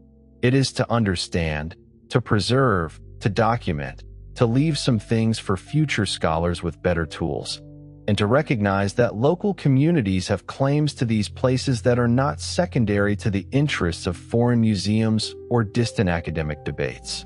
New technologies have made the hidden city visible in ways earlier generations could not have imagined. LiDAR can reveal roads, terraces, reservoirs, platforms, and causeways beneath forest canopy without cutting down the forest. Ground-penetrating radar can detect buried walls and voids without opening them. Satellite imagery can identify traces of ancient canals, settlement mounds, and looting pits across landscapes too large for foot survey alone. Isotopic analysis can reconstruct droughts, diets, migration, and water systems from bones, teeth, sediments, and cave deposits. Ancient DNA, used carefully and ethically, can illuminate population history in ways that older archaeology could only guess at. These tools do not replace excavation or interpretation. They make both more powerful and more responsible. But technology does not remove mystery. It often makes the mystery sharper. LiDAR can show us that Maya cities were larger and more integrated than previously believed, but it cannot by itself tell us what a farmer thought when the reservoirs failed to fill. Remote sensing can trace the water channels of Angkor across hundreds of square kilometers, but it cannot make the political decisions of the Khmer court fully visible. A tablet can name a Hittite king, but it cannot preserve the sound of the city at dusk. A plaster cast at Pompeii can show the position of a body in death, but it cannot tell us the person's name, unless another fragile piece of evidence happens to survive nearby. This is why lost cities remain powerful even after they are found. Discovery does not end their mystery. It changes the shape of the questions. Before discovery, we ask whether the place existed at all. After discovery, we ask how it worked, why it changed, what its people believed, what they feared, what they ate, how they governed themselves, what they remembered, and what they chose to forget. The city becomes less mythical and more human, and therefore more interesting. There is also an ethical dimension to the language of loss. A city may be lost to outsiders while never fully lost to the people who live near it. Petra was known to Bedouin communities before Burckhardt reported it to Europe. Maya sites were known in local landscapes before national and foreign expeditions mapped them. Ruins in deserts and forests often live in local names, stories, paths, uses, and memories even when they are absent from academic maps. To say that a city was discovered can sometimes erase the people who never forgot where it was. A more careful history says that these cities were not always discovered in an absolute sense. They were brought into particular systems of knowledge, archaeological, national, colonial, global, that had previously ignored them. The lost city, then, is not only a place. It is a relationship between memory and evidence. A city can be physically present and historically forgotten. It can be visible and misunderstood. It can be famous and still distorted by legend. Troy was never merely a mound in Turkey. It was also a poem, a school book, a nationalist fantasy, an archaeological problem, and a real Bronze Age settlement. Pompeii is not only a Roman town. It is also a modern mirror in which people look for themselves in the ancient world. Angkor is a sacred landscape, a national symbol, a tourist destination, an archaeological challenge, and a living religious place. Lost cities return to the world carrying all of these meanings at once. And perhaps this is why they hold the imagination so strongly. They make time visible. In an ordinary ruin, one sees decay. In a lost city, one sees interruption. A street stops. A temple roof falls. A harbor silts. A forest grows through a doorway. A language becomes unreadable. A city does not vanish because it was unreal. It vanishes because human systems, however magnificent, depend on maintenance, climate, trade, political order, labor, belief, and memory. Remove enough of these, and even the greatest city becomes stone under roots, brick under dust, walls under water, a name in a poem, a rumor in a traveler's book. Uar, in southern Mesopotamia, is one of the ancient world's great city names, a place whose identity survived in religious memory, in royal inscriptions, and eventually in the archaeology of mud brick, tombs, ziggurats, and objects of astonishing craft. It stood in what is now southern Iraq, near the ancient channels of the Euphrates, in a landscape of rivers, marshes, canals, date palms, and agricultural fields created by irrigation. In the 3rd millennium BCE, Uar was one of the major cities of Sumer, and during the 3rd dynasty of Uar, it became the center of an empire whose administration left behind tens of thousands of clay tablets, the paperwork of one of the earliest highly organized bureaucratic states in world history. The most visible monument of Uar is the ziggurat, the massive stepped temple platform built under King Uar-Nammu around the 21st century BCE and later restored by subsequent rulers.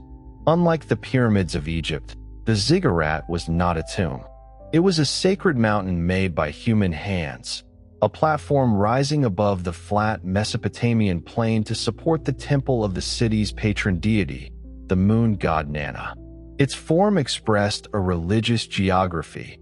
The city below, the divine house above, the stairways and terraces creating a structured ascent between human and divine space. In a landscape without mountains, the ziggurat made one.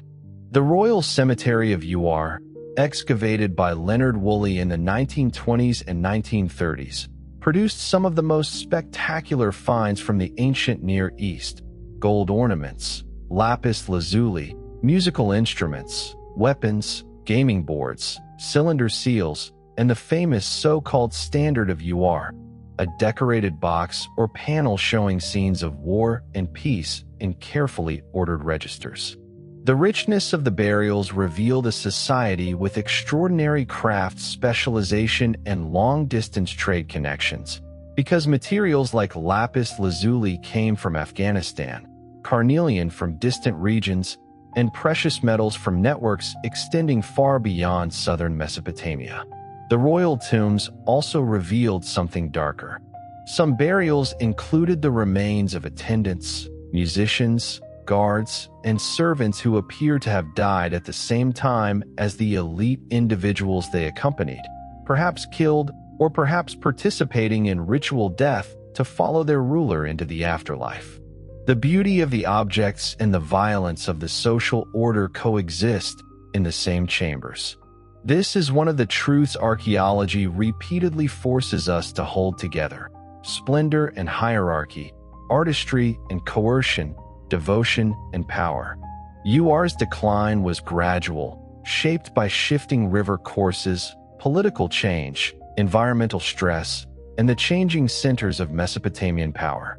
The city remained important for long periods after its greatest age, but the river that had sustained it eventually moved away, and without the water routes that made agriculture, trade, and transport possible, urban life became increasingly difficult. A city of mud brick depends on maintenance. When maintenance stops, walls melt back toward earth. Uar did not disappear into dramatic oblivion. It eroded, layer by layer, back into the plain from which it had been made. The rediscovery of Uar mattered because it gave material form to one of the earliest urban civilizations. It showed the depth of Mesopotamian administration, religion, craft, and social complexity. It also gave the modern world a visceral sense of how ancient cities depended on rivers not simply as sources of water, but as systems of movement and political life. When a river shifts, history shifts with it. Uar is a city of that lesson, the human dream of permanence built in mud brick beside a river that never promised to stay. Çatalhöyük, in central Anatolia, is older than the cities we usually imagine when we use the word city, and for that reason it changes the category itself. Flourishing roughly between 7,100 and 6,000 BCE, long before writing, long before kings, long before the pyramids or ziggurats or palaces of the Bronze Age, it was a dense Neolithic settlement of mud brick houses packed together so tightly that there were no streets in the usual sense. People moved across rooftops and entered houses through openings in the roof by ladders. The settlement was not a city in the later sense of walls, palaces, bureaucracy, and markets, but it was a large, durable, complex community, and its rediscovery forced archaeologists to think more carefully about how urban life began. The houses of Çatalhöyük were built wall against wall, renewed again and again as old structures were filled in and new ones built above them, creating a mound of accumulated domestic life.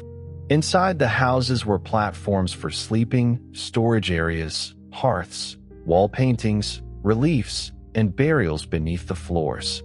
The dead remained inside the house, under the places where the living continued to eat, work, and sleep. This arrangement suggests a relationship between household, memory, ancestry, and place that differs sharply from later urban systems where cemeteries are separated from domestic life. At Çatalhöyük, the house itself was a container of generations.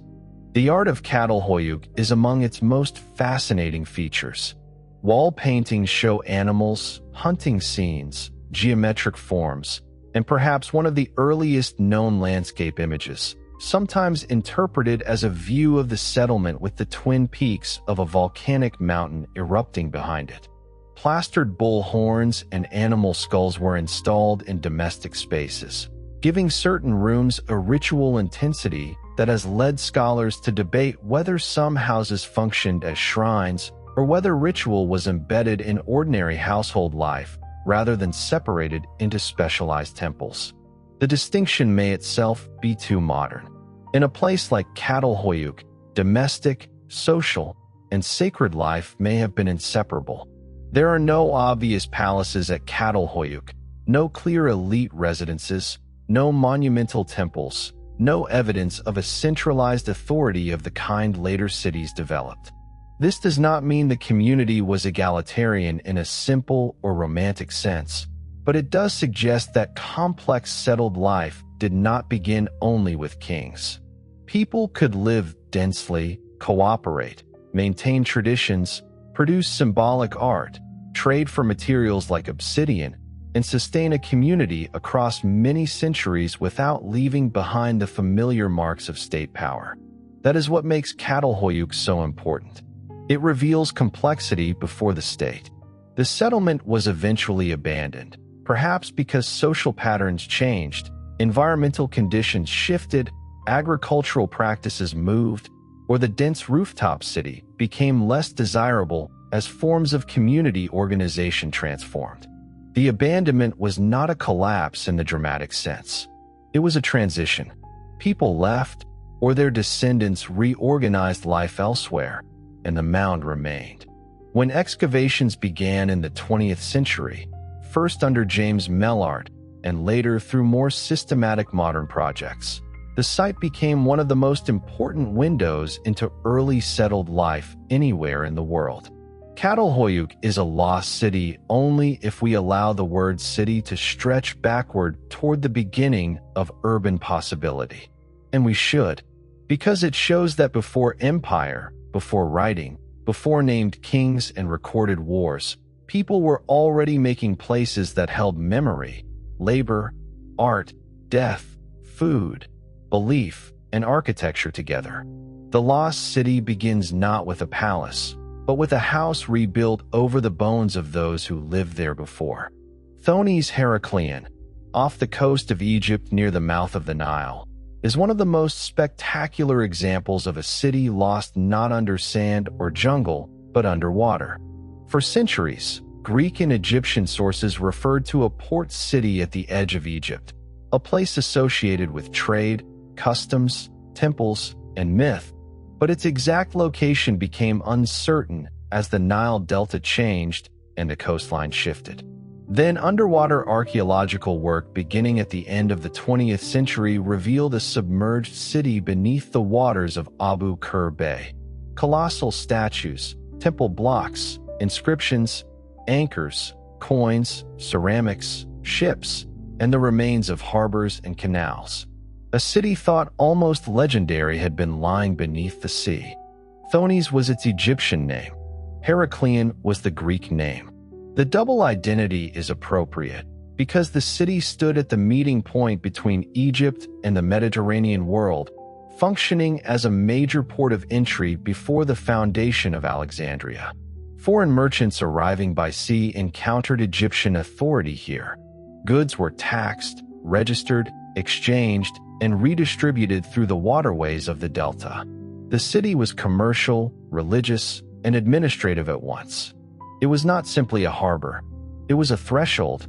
The Temple of Amunius at the site appears to have been of particular importance, and inscriptions indicate that pharaohs used the city for royal and religious ceremonies connected to legitimacy and contact with the wider world.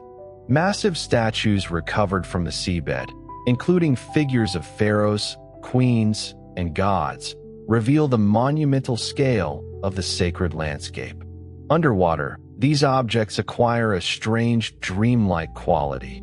Stone rulers lying among fish, temple fragments covered by marine growth, inscriptions half buried in silt. The city has not merely been ruined. It has changed element. The sinking of Thonis Heracleion was caused by a combination of natural processes, subsidence, rising sea levels, earthquakes or seismic activity, and the instability of waterlogged delta soils. Parts of the city appear to have suffered liquefaction, where saturated ground loses its strength and structures sink or collapse. The Nile Delta is a living landscape, built by sediment and constantly reshaped by water. Cities placed in such landscapes are always negotiating with the ground beneath them. Thonis Heraclean eventually lost that negotiation. The underwater excavation of the city has provided extraordinary information about ancient trade and shipbuilding. Dozens of shipwrecks have been identified, including vessels adapted to Nile and coastal conditions. Weights, coins, ceramics, and inscriptions show networks connecting Egypt with Greece, Cyprus, the Levant, and beyond. The city allows archaeologists to study commerce not as an abstraction, but as a physical system of docks, channels, warehouses, customs procedures, religious protections, and human movement. Thonis Heraclean changes the emotional range of lost cities. It reminds us that loss is not always burial in earth. Sometimes the sea takes a city slowly, then keeps it in darkness for more than 1,000 years. To imagine it is to imagine torchlight in temples where there is now green water, merchants shouting over cargo where there are now silt and broken anchors, priests carrying offerings along processional ways that fish now cross without knowing what they pass. It is a city returned not by digging down, but by diving. There is one more reason lost cities matter. They resist the arrogance of clean historical stories. Textbooks often organize the past into civilizations, periods, maps, and timelines, as if human life unfolded in neat blocks that began and ended according to labels. Lost cities do not behave that way. They reveal overlap, mixture, contradiction, and unfinished transitions. A city can be Greek in its columns, Arab in its language, Roman in its law, Egyptian in its gods, African in its trade, and local in ways no outside category fully captures. A city can decline politically while remaining sacred. It can be abandoned by kings while still used by shepherds, monks, farmers, or travelers. It can vanish from imperial records while surviving in local memory. They also change the scale at which we think about history. A battle can turn on a single day. A dynasty can be counted through named rulers. But a city is made of accumulated habits, where people draw water, where they bake bread, where they place the dead, how they dispose of waste, how they mark property, how they enter a house, how they orient a temple, how they repair a wall after rain. These details are not minor. They are civilization in its most durable form. The grand narratives of conquest and collapse are incomplete without the small systems that made life possible every morning. This is why archaeology often becomes more moving as it becomes more ordinary. A golden mask is impressive, but a worn threshold may be more intimate. A royal inscription can tell us what a king wanted remembered, but a drain can tell us what a city needed every day. A palace relief can show ideology, but a child's toy, a cooking pot, a spindle whorl, a half-finished bead, or a footprint hardened in volcanic ash can return a person to the world more directly than any royal boast. Lost cities restore both the rulers and the unnamed are always the majority. The disappearance of a city is rarely a single cause, no matter how tempting single causes are. We like stories in which a volcano destroys Pompeii, Rome destroys Carthage, jungle swallows Angkor, drought weakens Tikal, trade routes abandon Petra. These statements are not false, but they are incomplete. Catastrophes act on systems already shaped by choices and vulnerabilities. A drought matters differently depending on reservoirs, crops, labor organization, and political legitimacy. A trade route matters differently depending on who controls security, credit, ports, and taxation. A conquest matters differently depending on whether the conqueror preserves institutions or dismantles them. Cities fall through combinations, and those combinations are often the real story. For a bedtime history channel, lost cities have a special kind of power because they are quiet after being immense. They allow the mind to move through scale without noise. From a jungle canopy to a temple stair, from a desert canyon to a carved doorway, from a volcanic street to a loaf of bread left behind in an oven, from a submerged harbor to a stone god on the seabed. The drama is large, but the atmosphere can remain calm. The past does not need to shout when the evidence is strong enough. And so the lost city becomes one of the most humane forms of history. It asks us to imagine not only kings, priests, merchants, builders, conquerors, and archaeologists, but also the people who never expected to become evidence. The woman carrying water through a street in Mohenjo-Daro, the scribe pressing a treaty into clay at Hattusa, the painter preparing blue pigment at Akrotiri, the merchant counting caravan goods at Palmyra, the workers smoothing plaster in Amarna, the baker at Pompeii, the Maya farmer walking toward Tikal at dawn, the Khmer engineer watching the level of water in a reservoir. None of them lived to become symbols. They lived to get through the day. That is why the cities they left behind matter so much. The final lesson is not that civilizations fail. All human systems change, and many things called collapse are also transformation. People move, languages shift, religions change, trade routes open and close. Capitals are abandoned while villages survive. A ruined city can look like an ending from the point of view of stone, while from the point of view of families and descendants it may be part of a longer adaptation. The Maya did not disappear when Tikal declined. Egyptians did not cease to exist when Amarna was abandoned. The people of the Indus Valley did not vanish into nothing when Mohenjo-Daro lost its urban coherence. The habit of saying that a civilization disappeared often tells us more about what kinds of evidence historians once valued than about what actually happened to human communities. A lost city, then, should be approached with humility. It is not only a puzzle to be solved, not only a destination, not only a spectacle of stone and shadow.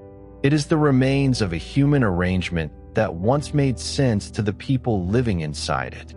Their choices were constrained by climate, power, belief, hunger, ambition, fear, and hope, just as ours are. They built systems they thought would last. Some lasted for centuries. Some failed quickly. Some left monuments. Some left only drains, seeds, bones, and broken pots. But all of them enlarge the human story, because each one proves that people in different landscapes, with different materials and different gods, found ways to make a world. That is why the strongest lost city stories do not end with discovery. Discovery is only the moment when a door opens. After that comes the slower work: reading, measuring, restoring, disagreeing, protecting, and sometimes admitting that the city will not give up all of its secrets. The silence is part of the inheritance. We do not need to know everything for the place to matter. Sometimes the most honest form of historical attention is to stand before what remains, recognize what can be known, recognize what cannot, and let both truths exist together. The lost cities we have visited tonight share certain qualities that are worth contemplating as you carry them into sleep. Each of them was, at its height, a place of genuine human achievement, of architectural ambition, of artistic sophistication, of commercial vitality, of political organization capable of sustaining large and complex communities across generations. Each of them invested enormous effort in creating things that were intended to endure, things built in stone and carved into cliffs and raised above forest canopies precisely because those who built them understood that the most powerful statement any civilization could make was to create something that would outlast the people who made it. And yet each of them was lost. Not permanently. In most cases, they have been found again, and they continue to yield new information and new understanding as archaeological investigation and remote sensing technology advance. but lost for long enough that the world forgot them, built other things on top of them or around them, developed historical narratives that found no place for them, and in some cases actively attempted to erase their memory. The recovery of these cities, each one a separate story of patient investigation, fortunate accident, and the gradual accumulation of understanding, represents one of the more genuinely exciting ongoing adventures of modern scholarship, a project that is still very far from complete. What the lost cities tell us, collectively, is that the human impulse to build, to organize, to create lasting physical expressions of shared belief and shared ambition has been both more widespread and more productive than the conventional historical narrative of any single civilization can capture. The Nabateans built a city in a cliff face in the middle of a desert and made it one of the commercial hubs of the ancient world. The Maya of the classic period developed sophisticated astronomy and sophisticated political history while building pyramid temples that still rise above the Guatemalan jungle canopy.